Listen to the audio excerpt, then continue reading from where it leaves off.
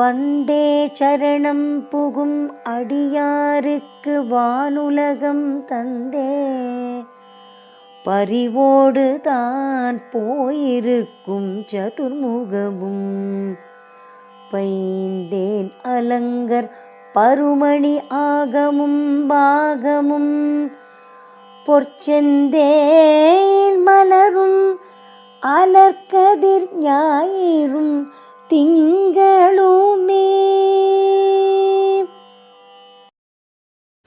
இப்பாடலை பாராயணம் செய்து அவளை துதித்தால் இப்பூ உலகில் சுகபோகமாக வாழ நல்ல நிலப்புலன்களை கொடுத்து அருளுவாள். பிறகு வானுலகிலும் சுகபோகமாக வாழ வைப்பாள்.